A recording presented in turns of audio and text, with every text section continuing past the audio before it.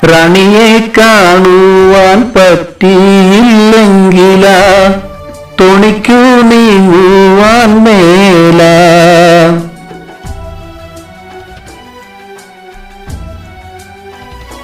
പല പാട്ടു പാടിയിട്ടൊടുവിൽ സ്വയം മരം ഉച്ചത്തിൽ പാടുന്നു മുത്തശ്ശി.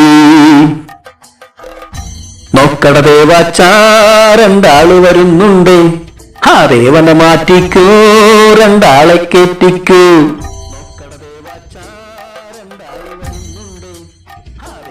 മുത്തശ്ശിക്കുണ്ടൊരു പാട്ട്, ആർക്കും വേണ്ടാത്തൊരു പാട്ട്, കേൾക്കുന്നവരൊക്കെ വെറുക്കുന്ന പാട്ട്, വെറുതെ പാടുന്നൊരു പാട്ട്.